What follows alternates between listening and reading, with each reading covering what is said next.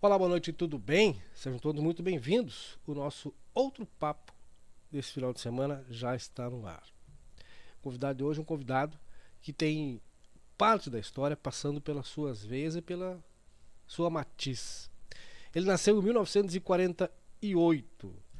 Em 1971, ele com um grupo de amigos resolveram debater as questões raciais no estado do Rio Grande do Sul e levantaram um questionamento: por que 13 e por que não 20?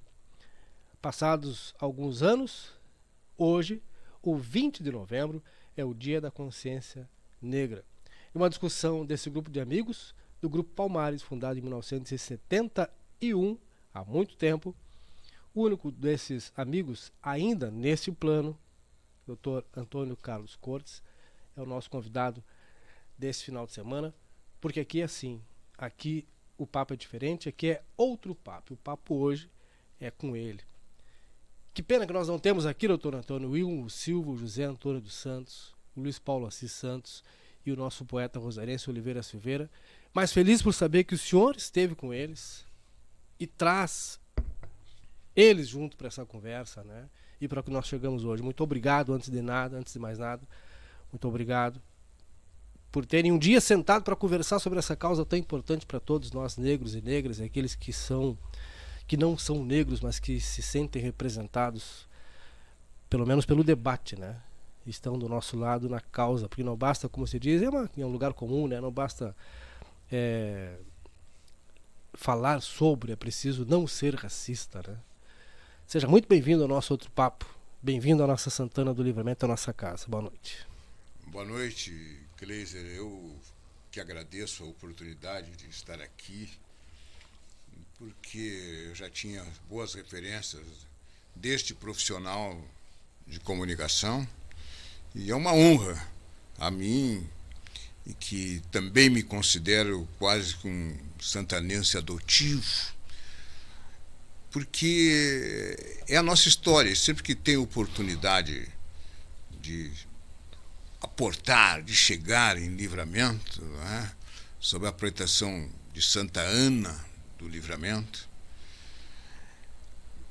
eu fico emocionado, porque efetivamente há mais de 50 anos, 1971, quando nós fundamos o Grupo Palmares, nós não tínhamos a mínima noção que isto iria ganhar o Brasil e receber a caneta do presidente da República decretando feriado nacional dia 20 de novembro, no sentido de apoio àquilo que nós lutávamos, que nós brigávamos, que já era com relação a políticas afirmativas.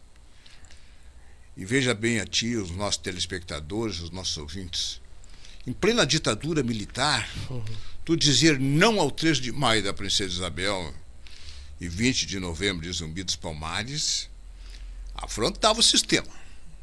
Né? Na realidade, cabe um breve discurso histórico aqui. Nós éramos 6.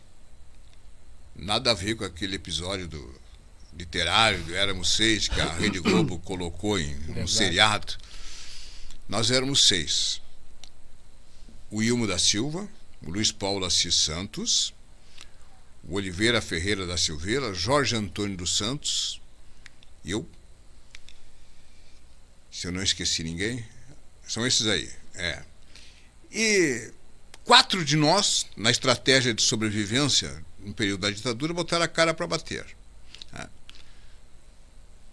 E 2 ficaram ocultos, porque caso a ditadura nos eliminasse, que era algo perfeitamente possível, era normal aquilo ali, esses 2 ocultos dariam sequência àquela célula para continuar a nossa luta, que era, de certa forma, mudar a história do negro no Brasil.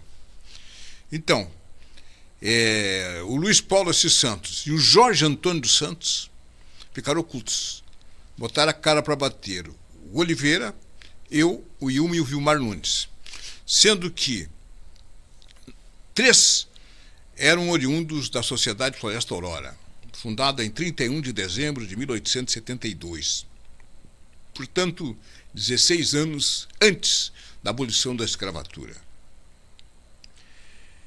A Sociedade Floresta Aurora é mais antiga que a Liberdade, por isso. Verdade. Eu tive a honra de ser presidente aos 26 anos, de 77 a 79. E esse grupo, esses 4, os 6 na realidade, se reuniu na Esquina Democrática, que hoje passou a ser a Esquina Democrática em Porto Alegre, era a Avenida Borges Medeiros, esquina Corra da Praia. A gente saía da casa das namoradas, notadamente aos sábados, ou saía do cinema meia-noite, que era a grande novidade do momento, para discutir os filmes e tal, e discutir as coisas da comunidade negra. E mudar o mundo. E tentar mudar, né? Aquela coisa de jovem universitário. E aí nós fizemos discussões ali. Aí depois resolvemos, vamos fazer uma coisa mais formal um pouco. Aí o professor José Maria, professor da URGS, que era sogro do Oliveira Ferreira da Silveira, que era casado com a Julietinha, e morava na rua Tomás Flores 303, no bairro do Bonfim. Que memória, doutor. E ele nos incentivou também e abriu as portas da sua sala para que a gente se reunisse ali. Então se reuniram ali 4. Não tinha condição de ter todos, até por questão de espaço físico, era salinha pequena. Depois, não tinha ainda o nome de Grupo Palmares. Depois nos reunimos na Rua dos Andrados, 849, Rua da Praia, departamento da Loteria do Estado do Rio Grande do Sul, onde meu pai era zelador do prédio e contínuo do prédio. Então, o pai e a mãe, preocupados com a coisa da ditadura, não, vocês se reúnam aqui, não se reúnam aí na rua, se reúnam aqui. Aí a mãe botava cuca, salgadinho, café, chá, tudo ali e tal, e dando os pitacos também, né? Minha mãe morreu com 104 anos em Viamão. Que maravilha. Dos 104 anos, 70 ela viveu em Viamão. Rezadeira, benzedeira, rezadeira, curandeira, referência. Enfim, uma referência. Né? E nascida em Rio Pardo. Então, naquele momento ali, eu já era estudante de Direito, e o professor José Antônio Pereira Leite, um professor de Direito Previdenciário e Direito Trabalhista, ele tratava todos os seus alunos de doutor. Um dia ele chegou em aula e olhou bem nos meus olhos e tal. Disse, doutor Cortes, eu era o único aluno negro daquele curso de Direito. Doutor Cortes, o senhor sabia que a Lei Áurea tinha só 2 artigos? Artigo 1º, está abolida a escravidão no Brasil. Artigo 2º, revoga suas disposições em contrário. Eu disse, tá, mas, doutor, e a justificativa? Não tinha justificativa. Do que seria feito com aqueles mais de 5 milhões de negros que aportaram no Cais Valongo, no Rio de Janeiro, e foram espraiados para o resto do país. Ou seja, o povo negro, até 1888, era propriedade do Estado. Estava no Estado como uma coisa estava para outra coisa. Essa caneta estava para outra caneta, semoventes. E a partir do dia 14 de maio, um dia após a abolição da escravatura do 13 de maio, a partir de 14 de maio de 1888, foram jogados no braço do direito penal e do processo penal. E foram rotulados de vagabundos. E aí trouxeram os imigrantes, deram terras, deram ferramentas, deram tudo. E os negros continuaram na Rua da Amargura com estertores até os dias de hoje. Mesmo com a nossa luta, de tentando abrandar um pouco mais isso. E a partir daquele momento, nós começamos a tentar encontrar espaço nos meios de comunicação para divulgar a nossa meta, o nosso projeto, e não conseguimos. Na imprensa racista do Rio Grande do Sul, especialmente notada em Porto Alegre, não conseguimos. Mas tinha um gaúcho, um sul-rio-grandense, chamado... Daqui a pouquinho veio o nome dele, essas coisas da idade aqui, o Alexandre Garcia, está vivo até hoje. O Alexandre Garcia era jornalista do Jornal do Brasil. E aí ele botou 4 linhas, um drops, dizendo: 4 universitários negros do Rio Grande do Sul dizem não ao 13 de maio da Princesa Isabel e sim ao 20 de novembro de Zumbi dos Palmares.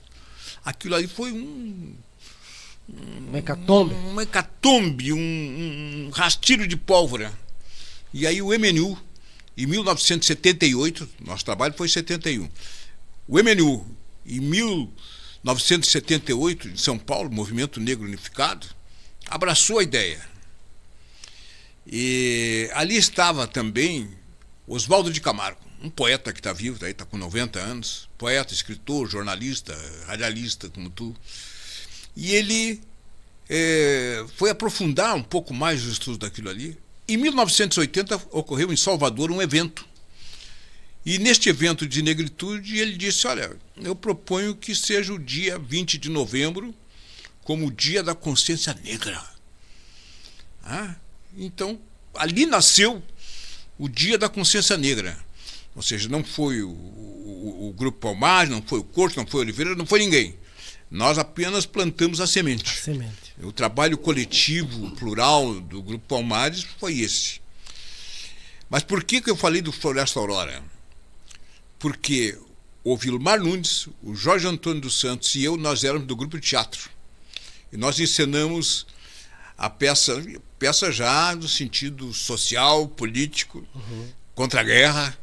Era uma das peças. E depois fizemos o Orfeu da Conceição, o Orfeu do Carnaval, do Vinícius de Moraes, que nós conseguimos a liberação do direito autoral. E nós levamos para o Teatro São Pedro. Antes da reforma, antes da Eva Sofer, ensaiamos um ano a peça, tudo com atores e atrizes negras. Então, estes três, eu diria que o Grupo Palmares teve origem no Floresta Aurora, no Grupo de Teatro. Depois que se agregou o Oliveira, depois se agregou o Ilmo e os outros. Então, este dado se aliou a outros que, a mim, pelo meu olhar, eu já tinha noções de uma dita Carta de Williams. Não sei se já ouviu falar da Carta de Williams. Sim. Essa Carta de Williams, explicando para o telespectador, era um escravista americano, em que havia descoberto, porque havia naquela época muitas fugas dos escravizadores, das fazendas de escravos, e ele bolou um sistema, segundo dizem, de aprimorar o aprisionamento, sob a ótica de disciplina. Então ele jogava uns contra os outros, gerava angústia, gerava ansiedade, gerava todo um caos total. E ele passou esta ideia a demais escravistas americanos. Esse foi um dos pontos que me levou à preocupação. Um outro ponto, até para descontrair, tinha a ver com futebol. Em 1950, no Maracanaço, quando o Brasil perdeu aqui para o nosso vizinho país Uruguai, aqui de Ribeira, perdeu com um gol de liderança do Abdul Varela, mas gol do Didier no Maracanã. E o Barbosa era o arqueiro, era o goleiro da seleção brasileira. Não teve culpa nenhuma, mas a habilidade do Didier, com a bola pesada, de couro, tal, passou entre o Barbosa e a trave. E a partir daquele momento, o Barbosa foi condenado a uma prisão perpétua. Um goleiro no sentido, negro, né? Por ser goleiro negro, acima de tudo. Aí, a partir dali, nenhum outro goleiro negro teve êxito no país. Agora que começaram a aparecer alguns aí. Então, o Barbosa, tomando aquele gol, como se dizia na época, calou o Maracanã. O Barbosa dizia, não existe pena maior de 30 anos no Brasil. Ninguém fica preso 30 anos pela lei. Mas eu fui condenado à prisão perpétua, de esquecimento e crucificação total. Em 1954, a seleção brasileira parece que teria só o Didi que estava na reserva. Porque passaram a dizer que o negro não passava credibilidade e que tremia na hora essencial. Em 1958, a seleção brasileira de futebol tinha 11 titulares brancos, nem o negro. No banco lá estava Djalma Santos, lá estava o Didi, lá estava o Garrincha, lá estava o Pelé. É verdade. E aí começaram a jogar os titulares brancos. Newton Santos, Gilmar, Zito e tal. E não conseguiam vencer. Aí o Newton Santos e o Zito chegaram para o Feola, que era o técnico, e para o Paulo Machado de Carvalho, chefe da delegação, e disse, olha aqui, se não botar os negrão não vai dar. Aí ouviram. Aí colocaram Pelé, Garrincha, Didi, Djalma Santos. Djalma Santos cobrava um escanteio, cobrava uma lateral e jogava lá no meio da área. Era a força dos braços do irmão.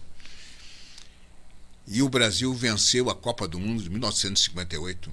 Pelé dando balãozinho nos gringos, Garrincha fazendo de palhaços russos, enfim, deixava a bola aqui, fazia para lá. O Brasil deu show de bola. E de lá para cá deu certo sempre. De lá para cá deu certo.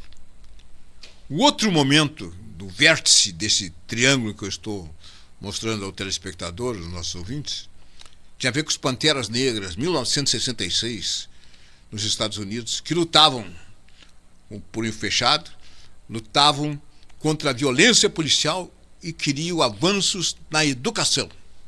Já falavam de políticas afirmativas, já falavam em cotas. E aí eu me identifiquei muito com Malcolm X e outros ali. E naquele momento o Oliveira era mais lento, mais passivo, e eu era mais guerrilheiro, assim como o Jorge Antônio dos Santos. E ele dizia, calma, Corte, calma, Corte. Eu, por mim, quase que teria chutado o balde e pego em armas. Tal o ódio que estava pela escravização. Então, os Panteras Negras, Carta de Willis e o futebol. Esses três aí, porque era discriminação. Futebol é discriminação. Por que não? O Brasil tinha uma maioria negra, já mais de 65% da população. Por que os negros não podiam estar na seleção brasileira? Sob a coisa que a imprensa da época dizia, não, os negros não passam segurança para uma decisão. Então esses estertores me levaram cada vez mais a lutar.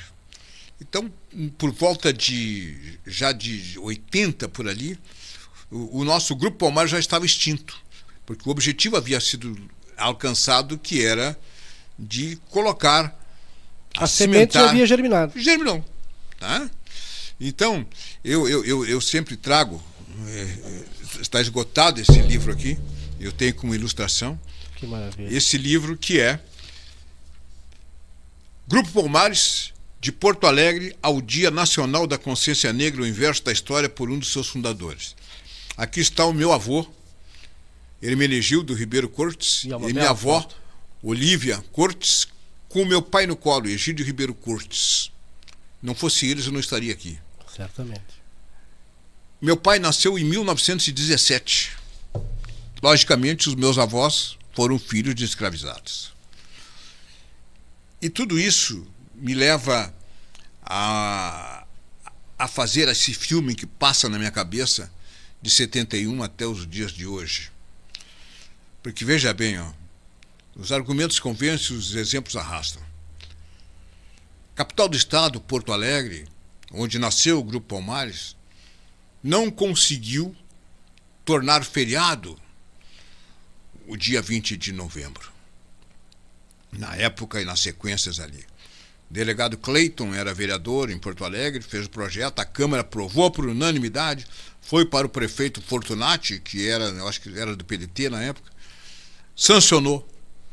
Mas os lojistas, os comerciantes, arguíram inconstitucionalidade, foram para a Justiça, e o Tribunal de Justiça acatou a inconstitucionalidade, tendo em vista que o Dia da Consciência Negra não poderia ser transformado como um lado religioso.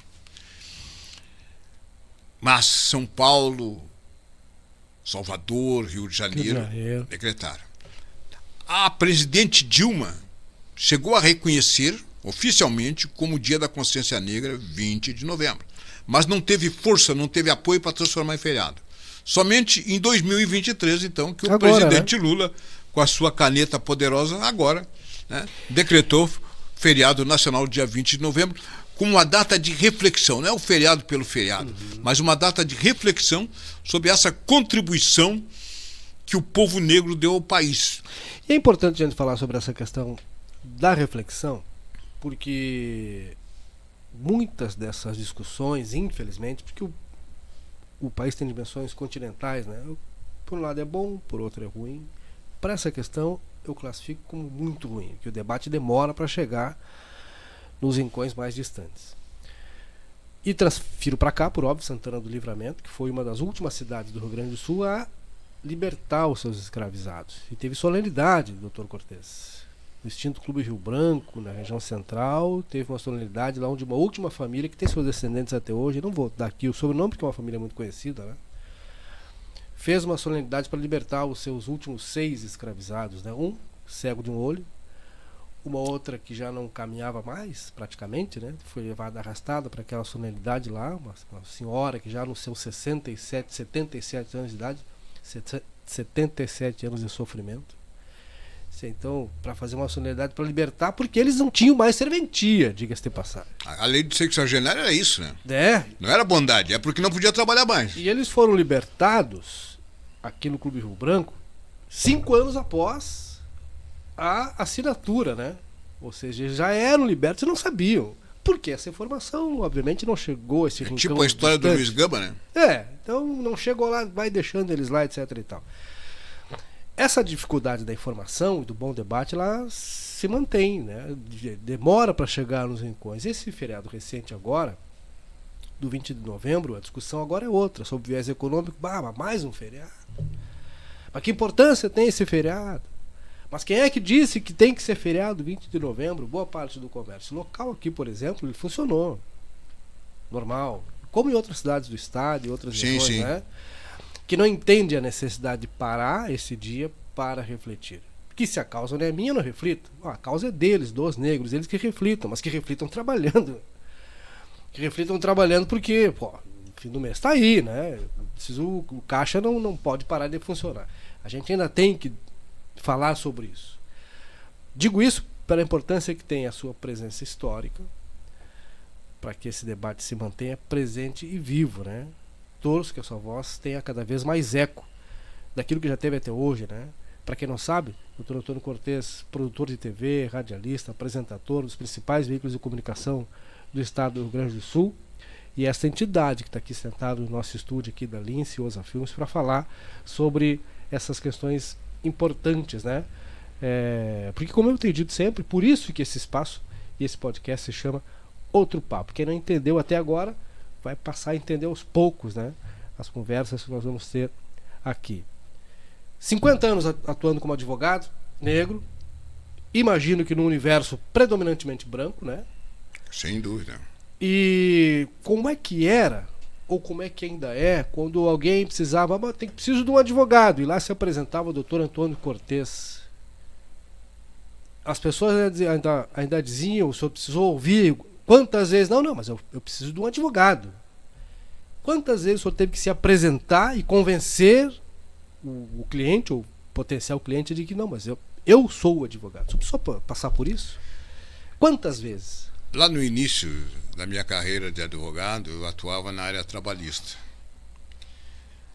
A Justiça do Trabalho ficava na Júlio de Castilhos, lá embaixo, perto da rodoviária de Porto Alegre.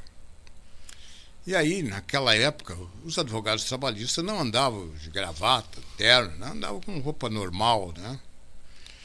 E eu fui defender uma causa de um garçom, que era explorado na noite e tal, tudo, enfim, aquelas coisas de insalubridade, aquelas outras situações. E eu cheguei mais cedo para ver o processo, né? Até porque o escrivão era um conhecido meu, que era negro também, e eu pedi para ver o processo. E aí eu estou compulsando os autos do processo, e entra o juiz na sala e diz para o escrivão: "Tu não sabe que a parte não pode mexer nos autos?" Aí o escrivão olhou para ele e disse: "Ele não é parte, doutor, ele é o advogado." O juiz entendeu que o senhor era o garçom. Entendeu? Eu era o garçom ou era alguém que não tinha nada a ver com aquilo aí, que não podia ser advogado. Negro, né? Somente sem gravata. Né? Eu lembro que eu estava uma camisa de Ipuá, né? Enfim, bem simples. Né? E como ele reagiu? Não disse nada. Sentou e fez a audiência e tal, tudo ali, evitando me olhar. Engoliu. Respondendo objetivamente a tua questão, com os versos do Jair Campos, um poeta mineiro, também ativista, de saudosa memória, ele escreveu uns versos chamados Operário. Operário do canto me apresento, sem marcas ou cicatriz, mãos limpas, aberto o peito e mostro o documento, a palavra de acordo com o pensamento. Há um som de búzios no mar do meu canto, mas só canto quando eu vejo nos olhos dos meus irmãos a esperança. Se há mais quem cante, cantaremos juntos, mas só canto quando eu vejo nos olhos dos meus irmãos a esperança. Então, toda vez que um irmão negro me procurava para buscar os meus serviços ou a defesa, que muitas vezes ele não conseguia no advogado não negro, ou que procurava persuadi-lo de não, deixa para lá e tal, né? Então, e na condição também de psicanalista, já mais adiante, porque eu me formei em ciências jurídicas e sociais. As ciências jurídicas e sociais, o social, eu comecei a mergulhar na área da psicanálise, porque eu utilizava no direito criminal, que eu atuava no criminal, fazia júri, e família. Tinha muito a ver com isso. Uhum. Este momento da advocacia, se ali há outros, quando eu ainda não era conhecido, chegavam na sala de audiências e o atendente, o auxiliar de juiz, me passava para sentar na cadeira dos réus, e não na posição de advogado. Então, eu acho que com isso eu respondi a essa importante pergunta que tu realiza, porque é a realidade. Foi aí que o senhor descobriu a injustiça? Nesse momento, o senhor descobriu que havia a injustiça dentro do espaço onde deveria ser feita a justiça? Sim. E continua, até hoje. O poder dominante, a elite brasileira, ela entende que negros e indígenas não têm direitos nenhum. Justiça o que é? É içar o justo. O Milton Santos, de saudosa memória, geólogo, pensador, filósofo, ele dizia o seguinte: o brasileiro não sabe o que é cidadania. Ele é um mero consumidor. Mero consumidor.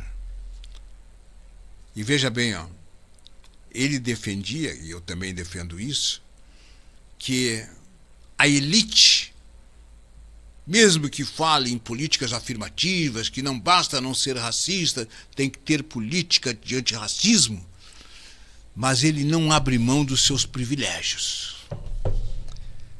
Tudo bem, né? Não, mas o meu direito aqui, a minha base, eu não vou abrir mão de nada. Então, aí existe o desequilíbrio social. A chaga da desigualdade está presente. Não existe um problema negro. Nós negros não temos problema nenhum. Nós somos felizes com a nossa etnia, com a cor da nossa raça. Existe um problema branco, que não nos aceita como nós somos. E principalmente quando nós nos qualificamos cada vez mais e queremos igualdade. Nós não queremos nenhum privilégio, nós queremos igualdade e reconhecimento dentro do Estado democrático de direito, que foi o que levou o próprio Zumbi dos Palmares, lá em 1695, na Serra da Barriga, em Alagoas, Pernambuco, aquela região, onde ele brigava o quê? Ele estabeleceu uma república que tinha indígenas e negros, e até alguns brancos, onde eles plantavam, produziam tudo.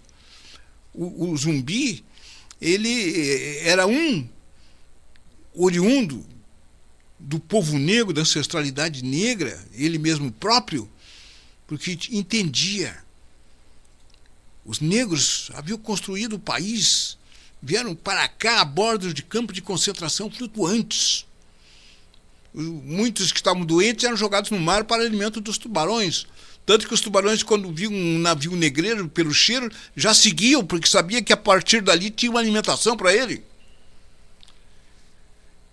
Este caso dos movimentos, dos quilombos que existiram por todo o país, fez com que houvesse um apagamento, um linchamento. Esqueceram que o Brasil foi construído. Quem é que plantou o café? Quem é que atuou na cana-de-açúcar, no linho de camo, no algodão? Era o povo negro. Ou seja, o povo não negro não trabalhava, vivia às custas do povo negro. E quando houve a abolição da escravatura, o que é que disseram? Não vamos trabalhar agora. Nós vamos trazer imigrantes. E vamos continuar sem trabalhar. E vamos continuar sem trabalhar. E o negro era o vagabundo. E o negro era o vagabundo. Né? Aí eles jogados na rua da amargura. Né? E os rótulos. Ainda hoje, a cada 23 minutos, um jovem negro é assassinado na periferia das grandes cidades. Criam os rótulos doméstica. A palavra doméstica é ofensivo, é errado. Doméstico está dizendo, é um animal que precisa ser domesticado para trabalhar. E aí rotulam as pessoas, notadamente as famílias negras, vai lá preencher uma ficha de crediário, não sei o quê. Profissão doméstica, nossas mães, doméstica. Né? Doméstica. Então, deveria ser abolido isso. Dentro do que diz respeito de políticas afirmativas, da Lei 10.639, que eu entendo que não basta uma lei cogente, uma lei imperativa, né, que vai dizer que tem que ensinar a história da África no Brasil, tem que ensinar a história dos negros no Brasil. Não basta isso, ela tem que ser conscientizada. A palavra consciência está dizendo consciência, ir consciência como uma ferramenta a favor, não uma luta contra os brancos, é uma luta a favor dos negros, da cultura negra. É isso que nós precisamos. Eu lembro, 1988, Estação Primeira de Mangueira. Será que já caiu a liberdade? Ou se foi tudo ilusão? Será que a lei áurea tão sonhada, há tanto tempo assinada, não foi o fim da escravidão? Aliás, no mesmo ano a gente tem Kizomba, que é um outro... E hoje, onde está a liberdade?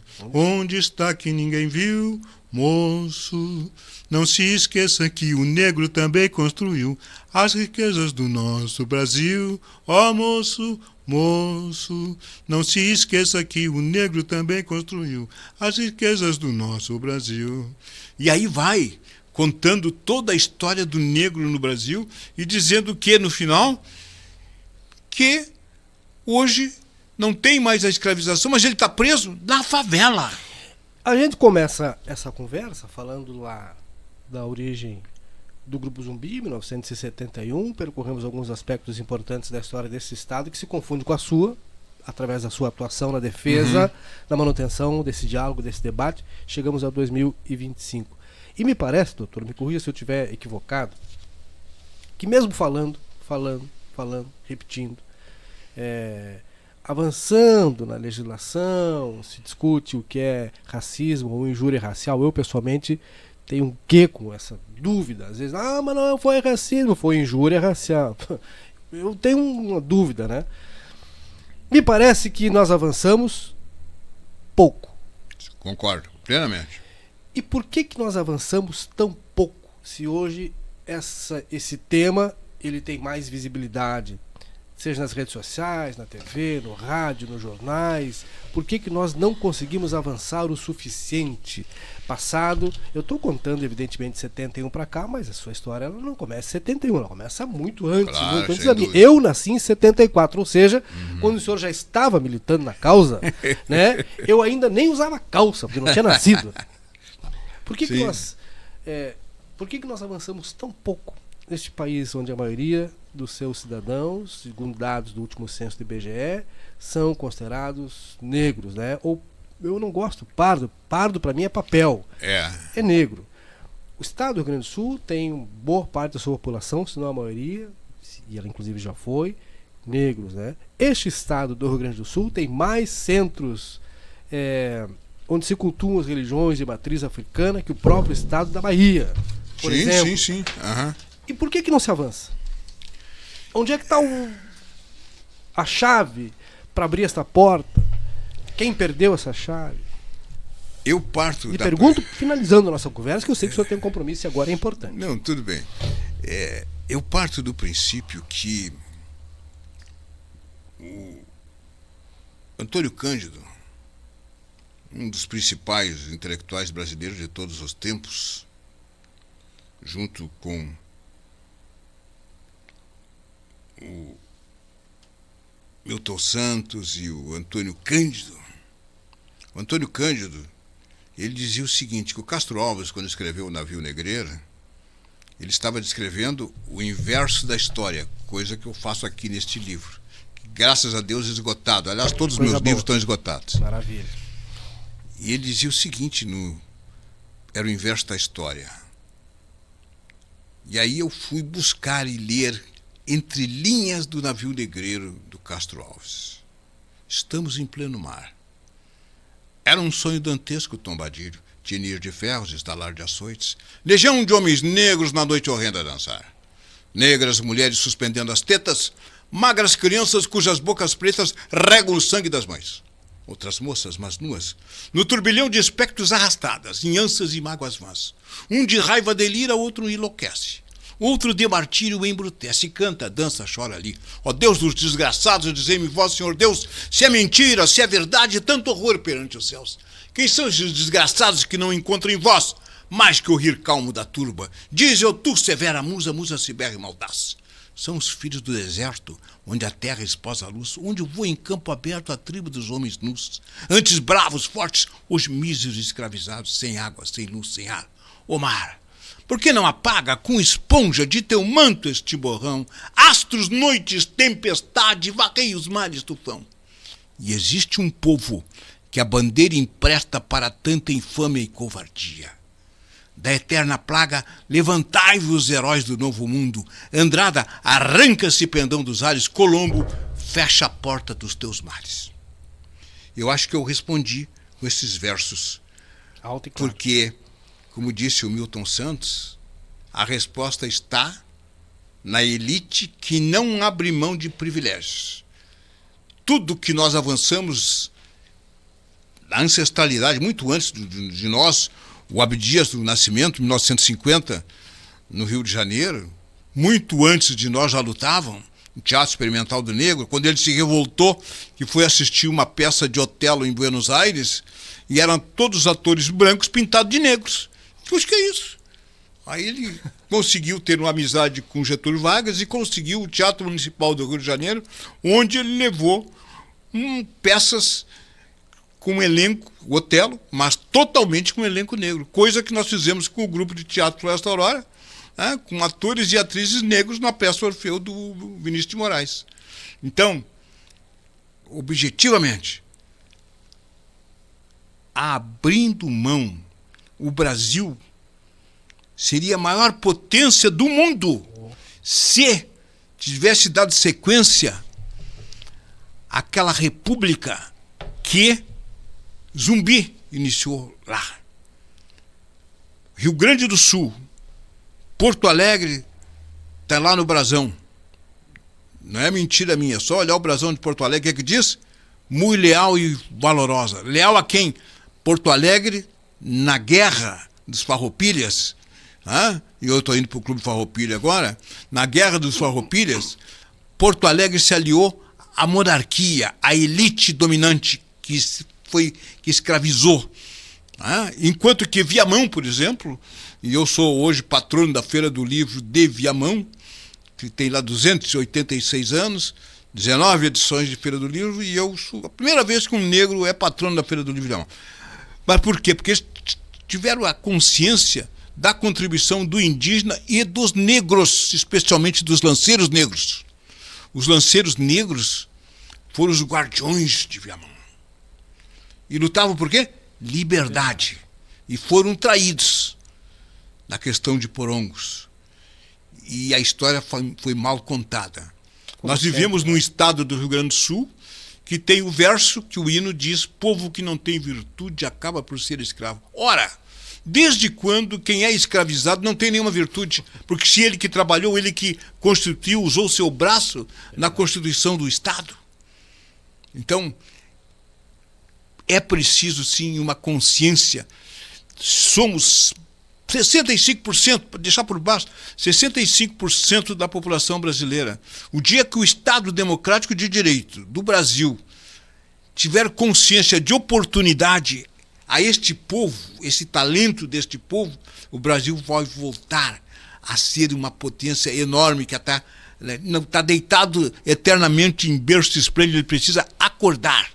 Então, diminuindo o fosso da desigualdade social, eu acho que aí o Brasil vai avançar.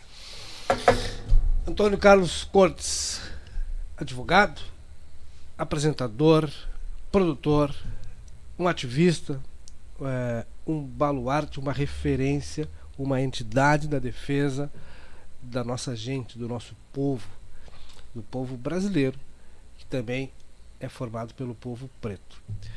Foi um privilégio ter recebido o senhor aqui na nossa casa. O privilégio foi meu. Uma honra tê-lo aqui no nosso estúdio. Essa seria uma conversa para durar 3, 4, 6, 12, 24 horas, porque conversar com o Antônio Carlos Cortes é conversar com a história do Brasil. Por que não, né? Porque falamos de uma figura que foi lá, junto com um grupo de amigos, semear o Dia da Consciência Negra. Me dá 10 segundos. Até 20. Dia 4 de dezembro, às 23 horas, a TV Brasil vai estar exibindo um seriado chamado Como Nascem os Heróis, onde vão desmistificar que Duque de Caxias não era tudo aquilo, né? Vai falar de Getúlio Vargas, enfim, aqueles que eles entendem dos heróis. E eu fui convidado a prestar depoimento. Então, dia 4 de dezembro, na TV Brasil, 23 horas, esse seriado que vai mostrar a história do Brasil por um outro papo, um outro olhar. E também eu acabei de, hoje no Dia Nacional do Samba, de receber a convocação para integrar a Portela e desfilar na Portela, que vem com o enredo falando do Negrinho do Pastoreio, falando do Príncipe Custódio e falando dos negros do Rio Grande do Sul, porque o resto do Brasil não sabia que tinha negro no Rio Grande do Sul. Falei para vocês que aqui era outro papo, a conversa aqui é sempre diferente. Oferecimento de Brasil Free Shop, Trento Imóveis e Negócios e Super Niederauer. Obrigado, doutor Antônio. A gente volta no próximo final de semana.